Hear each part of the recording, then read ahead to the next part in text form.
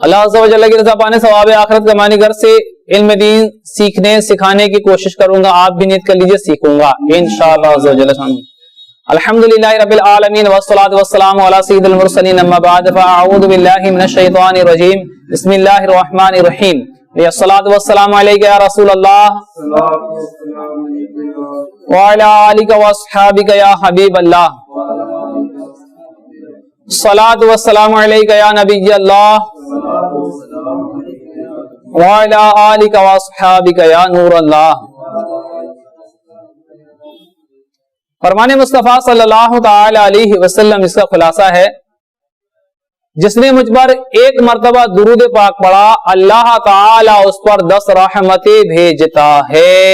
سبحان اللہ. صلو علی الحبیب صلی اللہ تعالی علی محمد صلی اللہ علیہ وسلم وعلی آلہ واصحابہ وبارک وسلم صلاۃ و سلاما علیک یا رسول اللہ صلی اللہ تعالی علیہ وآلہ وسلم.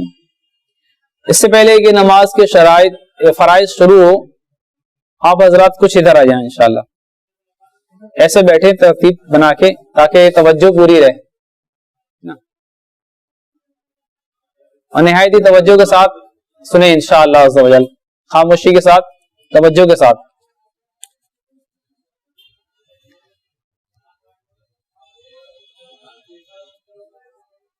نماز کے فرائض کا ذکر چل رہا ہے. نماز کے فرائض نمبر 2 ہو گئے. نمبر 1 تکبیر تحریمہ اور نمبر 2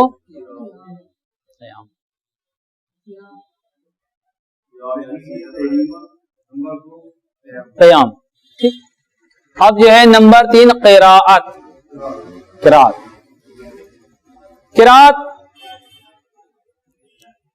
قراءت اس کا نام ہے کہ تمام حروف مخارج سے ادا کیے جائیں کہ ہر حرف غیر سے صحیح طور پر ممتاز یعنی کہ نمایاں ہو جائے.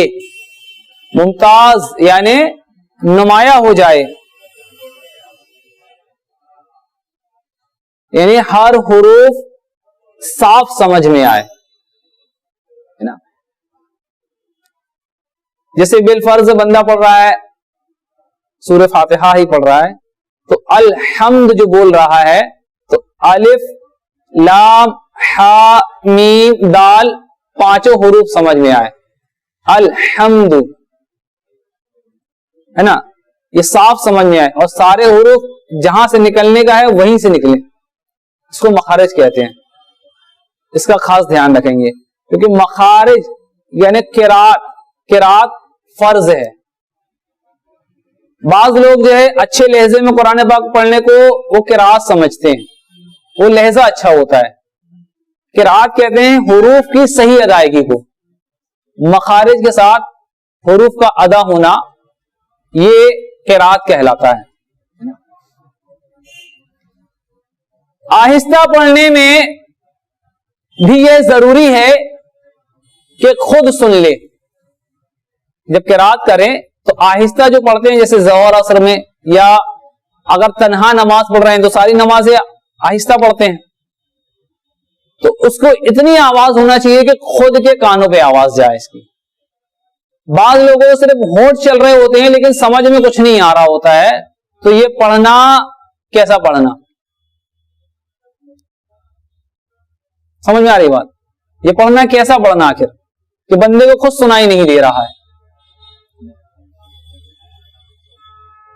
نمبر 3 اگر حروف تو صحیح ادا کیے مگر اتنے آہستہ کہ خود نہ سنا اور کوئی رکاوٹ مثلا شور و گل یا ثقل سماعت یعنی کہ اونچا سننے کا مرض بھی نہیں تو نماز نہ ہوئی. اب جو لوگ صرف ہونٹ چلاتے ہیں ہلاتے ہیں اور آواز پیدا ہی نہیں ہوتی بالکل اتنی بھی نہیں ہوتی کہ اپنے کانوں تک آواز جائے ان کی تو نماز نہیں ہوتی. اور اس مسئلے سے اکثریت ہے جو ناواقف ہے جانتے ہی نہیں لوگ. بلکہ بعض اوقات ایسا ہوتا ہے یہ ہمارے مطلب گزری بات بتا رہے ہیں، ہمارے سامنے کی باتیں، کہ بعض لوگوں نے آگے بولا کہ وہ تو اتنی آواز پڑھتے ہیں کہ یار اتنی آواز کی طرح مسجد میں ایسا حکم ہے، مطلب وہ الٹا حکم بتاتے ہیں، مسجد میں ایسا حکم ہے کہ سانس زور سے نہیں لے سکتے، اس طرح کے مسائل میرے بھائی اتنی آواز تو کرنا پڑے گا نا کہ خود کے کانوں پہ جائے آواز. اب بالکل بازو ہی ٹچ ہو تو ہلکا پھلکا تو احساس ہوگا، بالکل نہیں تو وہ تو ایسا نہیں. اللہ جد پہ پیش کرتے ہیں بھائی. اللہ اکبر. اگر ہونٹ بھی ہل رہے ہیں لیکن آواز پیدا نہیں ہو رہی کہ اپنے کان سن سکیں، یا بعض کے تو ہونٹ ہی نہیں ہلتے، تو ان کنڈیشن میں ان کی نماز ہوگی ہی نہیں، ہے نا. اگرچہ خود سننا ضروری ہے، لیکن اس میں ایک چیز اور کہ اب جیسے شور و بولے باہر، بندہ اتنی آواز سے پڑھ رہا ہے کہ اگر مان لو شور نہ ہو تو اس کے کانوں پہ آواز چلی جائے گی، اتنی آواز سے پڑھ رہا ہے، اور اس کنڈیشن پہ اب یہاں کوئی شور و غرون لگے. مثال کے طور پر مسجد کے باہر روڈ ہے، ہائی وے کنارے ہے، اور وہ گاڑیاں گزر رہی ہیں، ہارن بجا رہے ہیں، یا مان لیجئے کہ روڈ کنارے بارات نکل رہی ہے، اس طرح کوئی بھی شور و غل ہو رہا ہے، آتش بازی چل رہی، کوئی بھی کسی بھی پرکار کی کوئی پروگرام چل رہا ہے، اس کے اسپیکر کی آواز ہے، ان کنڈیشنوں پہ اب بندے کو سنائی نہیں دے رہا، ٹریفک کا شور ہے، تو اس کنڈیشن پہ اس کی نماز ہو جائے، کیونکہ یہ اتنی آواز سے پڑھ رہا ہے کہ اس کے کانوں میں سنائی دے، لیکن چونکہ وہاں شور و غل ہے تو اس کنڈیشن میں اس کی نماز ہو جائے گی کہ اتنی آواز سے یہ پڑھ رہا ہے کہ اگر یہ شور و غل نہ ہوتا تو وہ سن لیتا، لیکن شور و غل ہونے کی وجہ سے اس کو سنائی نہیں دے رہا ہے تو نماز ہو جائے گی. واللہ اعلم ورسولہ اعلم عز وجل وصلی اللہ تعالی علیہ وسلم. اگرچہ خود سننا ضروری ہے مگر یہ بھی احتیاط رہے کہ سری یعنی کہ آہستہ قرات والی نمازوں میں قرات کی آواز دوسروں تک نہ پہنچے، ہے نا. اسی طرح تسبیحات وغیرہ میں بھی خیال رکھیے. جو تسبیحات پڑھتے ہیں، رکوع کی تسبیح، سجدے کی تسبیح، التحیات وغیرہ پڑھتے ہیں، تو اتنی آواز میں نہ پڑے کہ دوسروں کو ڈسٹرب ہو، ہے نا. اب وہ تو جماعت کا ہم نے بتایا کہ جماعت بندے بالکل ٹچ ہو کے بالکل کھڑا ہوتا ہے، اب اتنی آواز سے پڑھنا کہ اس کے کانوں میں آواز جا رہا ہے. لوگ باغ ایسی شکایت کیے ہیں، میرے سامنے بھی آئی بات، یار وہ تو اتنی آواز سے پڑھتے ہیں، خاموشی سے پڑھنا، وہ زور سے نہیں پڑھنا، اتنی زور سے نہیں کہ اس کو سامنے بازو والے کو صاف صاف سمجھ میں آئے، آپ کے کانوں پہ آواز جائے، ہے نا. نا آپ کے کانوں میں آواز جائے اتنا دھیان نہیں. یہ آپ خود ہی پریکٹیکل کر کے دیکھ لیجئے کہ آپ کے بازو میں کوئی پڑھ رہا ہے، یعنی آپ پڑھ رہے ہیں تو آپ کے بازو والے کو سنائی دے رہا ہے یا نہیں دے رہا، لیکن آپ کے سمجھ میں آ رہا ہے کہ نہیں آ رہا ہے. یہ پریکٹیکل کر کے دیکھ لیجئے آپ انشاءاللہ. صلو علی الحبیب صلی اللہ تعالی علی محمد صلی اللہ علیہ وسلم. نماز میں قرات کی آواز دوسرے تک نہ پہنچے. اسی طرح تسبیحات وغیرہ میں بھی خیال رکھیے. نماز کے علاوہ بھی جہاں کچھ کہنا یا پڑھنا مقرر کیا ہے اس سے بھی یہی مراد ہے کہ کم از کم اتنی آواز ہو کہ خود سن سکے. مثال کے طور پر طلاق دینے، اگر کسی نے طلاق دیا، اتنی آواز نہیں ہے تو اس کے کان نے بھی نہیں سنا، طلاق نہیں ہوگی.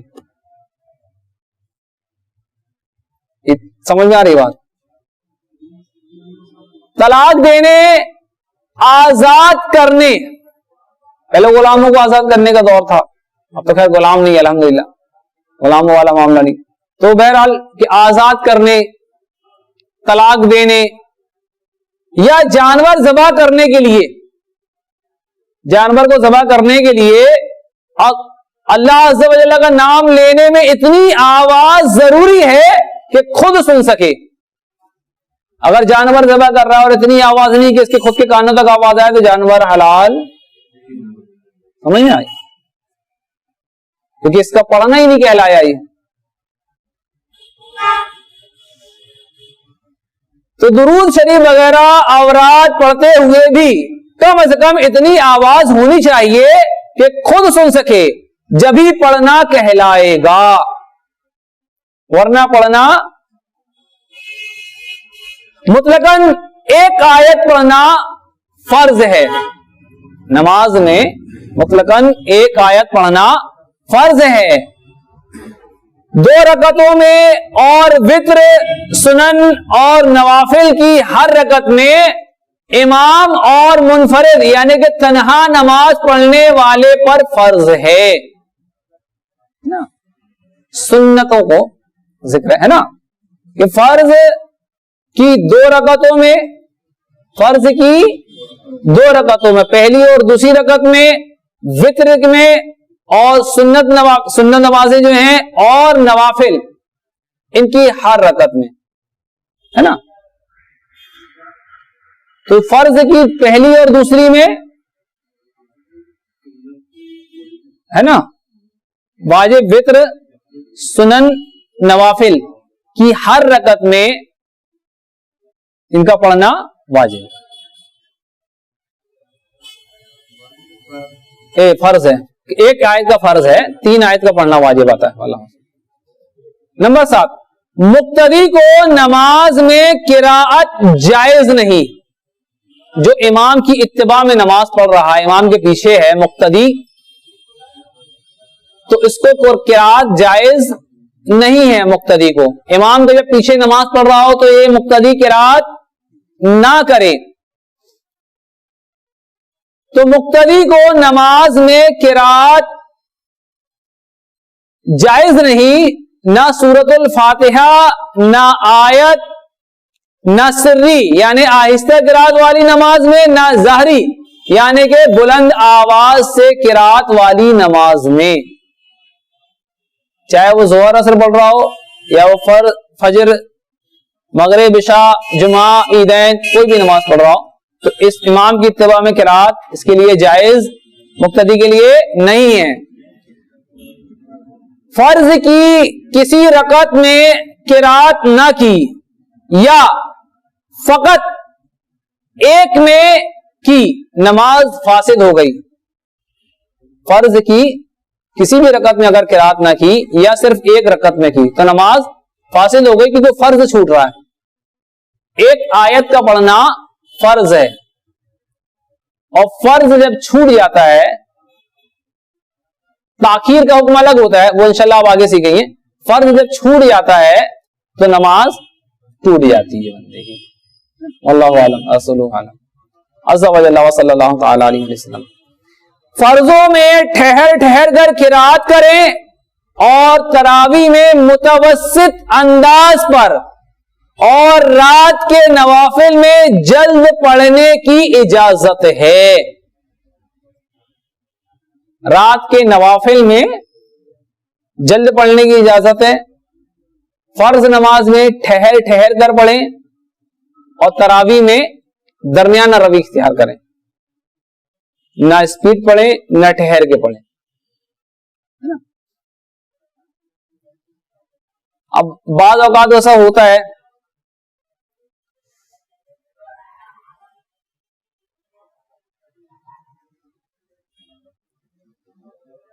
مگر ایسا پڑھیں کہ سمجھ میں آ سکے. یعنی اگر جلدی بھی پڑھتے ہیں رات کے نوافل میں تو ایسا پڑھیں کہ سمجھ میں آ سکے، یعنی کم سے کم مد کا جو درجہ قاریوں نے رکھا ہے اس کو ادا کریں، ورنہ حرام ہے. مد کی جو قسمیں بتائی گئی 6 ہے نا، 6 قسمیں نا، تو ان کے جو درجے ہیں یہ یاد رہے قرات کے ٹائم پہ، اس کو ذہن میں رکھ کر کے پڑھنا ہے. اگر یہ اس کا درجہ ادا نہیں کرتا ہے تو ایسا کرنا حرام ہے. اب جب نماز کے اندر حرام کام کرے گا تو ثواب کہاں ملے گا اس کو؟ اللہ اکبر. بلکہ وہ نماز ہوگی بھلا. اللہ اکبر. اس لیے کہ ترتیل سے یعنی ٹھہر ٹھہر کر قرآن پڑھنے کا حکم ہے. آج کل کے اکثر حفاظ یعنی حافظ وغیرہ جو ہوتے ہیں اس طرح پڑھتے ہیں کہ مد کا ادا ہونا تو بڑی بات ہے، یعلمون تعلمون کے سوا کسی لفظ کا پتہ نہیں چلتا، نہ تسبیح حروف ہوتی ہے بلکہ جلدی میں لفظ کے لفظ کھا جاتے ہیں، اور اس طرح تفاخر ہوتا ہے کہ فلاں اس قدر جلد پڑھتا ہے. لوگ فخر کرتے ہیں، دیکھو فلاں حافظ نے کتنی جلدی تراویح کر دیا مکمل، تو تعریفیں کرنا شروع کر دیتے، پتہ چلے وہ تو حرام کام کر رہا. کمال کی بات خون ہے، لفظ ٹو لفظ کھا گیا، یا اللہ تعالیٰ کے علاوہ کو سمجھ میں نہیں آیا، ہے نا، اللہ اکبر۔ حالانکہ اس طرح قرآن مجید پڑھنا حرام اور سخت حرام ہے۔ اب جو اس طرح سے حفاظ قرات کرتے ہیں، جب یہ حرام کے مرتکب ہو رہے ہیں تو ان کے پیچھے نماز کہاں ہوگی؟ اور لوگ کیا کرتے ہیں، اپنا وقت بچانے کے چکر میں یار جلدی اس امام کے پیچھے ہماری تراویح ہو جائے گی، اب کون 1.5 گھنٹہ لگائے، یہاں آدھے پون گھنٹے میں نپٹ جائیں گے، چلو جلدی پڑھ کے آ جاتے ہیں۔ ایسا جو لوگ سوچتے ہیں معاذ اللہ، یہ بہت غلط سوچ ہے۔ ارے اللہ عز و جل کی عبادت کرنے جا رہے، اچھے انداز میں کرنا چاہیے، اچھے سے اچھا انداز۔ کسی کی آپ پارٹی میں جاتے کتنا بن سنور کے جاتے ہو بھائی، ہمارے جوتے بھی صاف ستھرے ہوں، کپڑے بھی صاف ستھرے ہوں، ہے نا، بال میں بھی کنگھی وغیرہ ہوئی ہو، لگنا نہیں چاہیے کہ مطلب ہم تھوڑا سا پارٹی میں ہمارا لیول ہلکا ہو، یعنی لگنا نہیں چاہیے کہ شرمندہ نہ ہونا پڑے لوگوں کے سامنے۔ اور اللہ عز و جل کی بات کرنے جا رہے ہیں، جلدی جلدی پڑھ کے آئیں گے، چاہے جیسے پڑھ کے چلے آئیں گے، اٹھا پٹک کرنے گئے کہ اللہ عز و جل کی عبادت کرنے گئے میرے بھائی۔ ایک میں نام نہیں بتاؤں گا، ایک اللہ تعالیٰ ان کو عقل سلیم عطا فرمائے اور صحیح طریقے سے عمل کرنے کی توفیق عطا فرمائے۔ ایک صاحب تو ایسا تراویح پڑھاتے تھے، ہم لوگ بچپن کا معاملہ ہے، پہلے اتنا علم بھی عام تھا، یہ تو اللہ تعالیٰ کا فضل و کرم ہے، احسان ہے، آقا علیہ السلام کو صدقہ دعوت اسلامی کی مہربانی ہے کہ یہ پتہ چل گیا، نہیں تو ہم بچپن کی بات بتا رہے ہیں جب کہ دعوت اسلامی اپنے اتنا عروج نہیں تھا، کہ وہاں معاملہ یہ ہوا کہ وہ حافظ صاحب تو یعنی ہم کو جہاں تک مجھے یاد پڑتا ہے کہ 20 رکعت تراویح میرے خیال سے 25 منٹ لگا ہوگا، شاید 25 منٹ بھی زیادہ بول رہے ہیں ہم، 20 رکعت تراویح۔ کیوں؟ اس دن امام صاحب کو کہیں جانا رہا۔ اب سمجھ لیں آپ، عشاء کی نماز ملا کے مجھے یاد آ رہا جہاں تک، اب بہت پرانی بات ہے، 20 سال سے زیادہ پرانی بات ہے کہ اور زیادہ ہو گیا ہوگا شاید، واللہ عالم رسول اللہ، تو ان کو جانا تھا کہیں شاید، تو شاید 40 یا 45 منٹ میں عشاء کی نماز تراویح دونوں ہو گئی تھی۔ ہم لوگ کو مسائل بھی نہیں معلوم ہو رہا، بہت پرانی بات ہے بھائی، سمجھ رہے ہیں بات؟ یہ ہم آپ کو اپنی آپ بیتی بتا رہے، کسی کی سنی نہیں بتا رہے ہم آپ کو، اور آج بھی ان کا وہی ریکارڈ ہے۔ جب لوگوں نے سمجھانے کی کوشش کی، بہرحال نہیں مانے، اللہ تعالیٰ کو ہدایت عقل سلیم عطا فرمائے، صحیح عمل کرنے کی توفیق عطا فرمائے۔ بہرحال تو حروف صحیح ادائیگی ضروری ہے۔ اگر لوگ تا، تھا، سین، صاد، یہ یعنی حروف قریب صوت ملتے جلتے آواز والے حروف میں کوئی فرق نہیں کرتے، یاد رکھیے حروف بدل جانے سے اگر معنی فاسد ہو گئے تو نماز نہ ہوگی۔ مثال کے طور پر جس نے سبحان ربی العظیم میں عظیم کو عظیم اور ذا کے بجائے ذا پڑھ لیا، نماز جاتی رہی۔ لہذا جس سے عظیم صحیح ادا نہ ہو وہ سبحان ربی الکریم پڑھے، جسے ذا ادا نہ ہوتا ہو وہ کاف ادا کرے، ہے نا، بغیر نقطوں والا کاف، جس کو لوگ چھوٹا کاف کہتے ہیں، ہے نا، سبحان ربی الکریم، رکوع کی تسبیح سبحان ربی العظیم، ذا اگر ادا نہیں ہوتا ہے تو سبحان ربی الکریم پڑھیں۔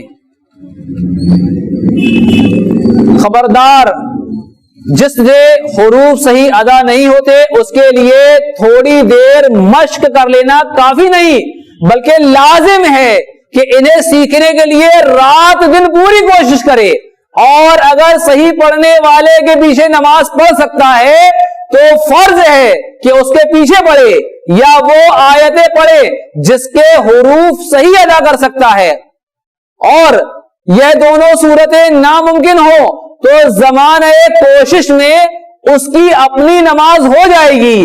آج کل کافی لوگ اس مرض میں مبتلا ہیں کہ انہیں قرآن صحیح پڑھنا آتا ہے نہ سیکھنے کی کوشش کرتے ہیں، یاد رکھیے اس طرح نمازیں برباد ہوتی ہیں۔ اللہ اکبر۔ جس نے رات دن کوشش کی مگر سیکھنے میں ناکام رہا، جیسے بعض لوگوں سے صحیح حروف ادا ہوتے ہی نہیں، اس کے لیے لازمی ہے کہ رات دن سیکھنے کی کوشش کرے، اور زمانہ کوشش میں وہ معذور ہے، اس کی اپنی نماز ہو جائے گی مگر صحیح پڑھنے والوں کی امامت ہرگز نہیں کر سکتا۔ جو صحیح پڑھنے والے ان کی امامت یہ نہیں کر سکتا۔ ہاں، جو حروف اس کے اپنے غلط ہیں وہی دوسروں کے بھی غلط ہوں تو زمانہ کوشش میں ایسوں کی امامت کر سکتا ہے جو اس کی طرح ہے، اور اگر کوشش بھی نہیں کرتا تو خود اس کی نماز ہی نہیں ہوتی تو دوسرے کی اس کے پیچھے کیا ہوگی۔ اس لیے الحمدللہ عز و جل، پیارے اسلامی بھائیو، آپ نے قرات کی اہمیت کا بخوبی اندازہ لگا لیا ہوگا۔ واقعی وہ مسلمان بڑا بدنصیب ہے جو درست قرآن شریف پڑھنا نہیں سیکھتا۔ الحمدللہ عز و جل، تبلیغ قرآن و سنت کی عالمگیر غیر سیاسی تحریک دعوت اسلامی کے بے شمار مدارس بنام مدرسۃ المدینہ قائم ہے۔ ان میں مدنی منوں اور مدنی منیوں کو قرآن پاک حفظ و ناظرہ کی مفت تعلیم دی جاتی ہے، نیز بالغان کو عموماً بعد نماز عشاء حروف کی صحیح ادائیگی کے ساتھ سنتوں کی تربیت دی جاتی ہے۔ کاش تعلیم قرآن کی گھر گھر دھوم پڑ جائے، کاش ہر وہ اسلامی بھائی جو صحیح قرآن شریف پڑھنا جانتا ہے وہ دوسرے اسلامی بھائی کو سکھانا شروع کر دے۔ اسلامی بہنیں بھی یہی کریں، یعنی جو درست قرآن جانتی ہیں، درست قرآن پڑھنا جانتی ہیں، وہ دوسری اسلامی بہنوں کو پڑھائیں اور نہ جاننے والیاں ان سے سیکھیں۔ انشاءاللہ عز و جل پھر تو ہر طرف تعلیم قرآن کی بہار آ جائے گی اور سیکھنے سکھانے والوں کے لیے انشاءاللہ عز و جل ثواب کا انبار لگ جائے گا۔ یہی ہے آرزو، تعلیم قرآن عام ہو جائے، ہے نا؟ یہی ہے آرزو، تعلیم قرآن عام ہو جائے، تلاوت شوق سے کرنا ہمارا کام ہو جائے۔ آمین بجاہ النبی الامین وصلی اللہ تعالی علیہ وسلم۔ اللہ عز و جل ہمیں سیکھنے، صحیح مسائل سیکھنے، اس پر عمل کرنے اور شریعت کے مطابق زندگی گزارنے کی توفیق عطا فرمائے، درس کی بیان کی غلطیاں اور ہم سب کے تمام گناہ معاف فرمائے۔ جو کچھ بھی ہم نے یہاں سنا، سیکھا، سکھایا، اللہ عز و جل سے ہمیں یاد رکھنے، اس پر عمل کرنے اور صحیح دوسروں تک پہنچانے کی توفیق عطا فرمائے۔ آمین بجاہ النبی الامین وصلی اللہ تعالی علیہ وآلہ وسلم۔ صلو علی الحبیب صلی اللہ تعالی علی محمد صلی اللہ علیہ وسلم وعلی آلہ واصحابہ وبارک وسلم۔ صلاۃ و سلاما علیک یا رسول اللہ صلی اللہ تعالی علیہ وآلہ وسلم۔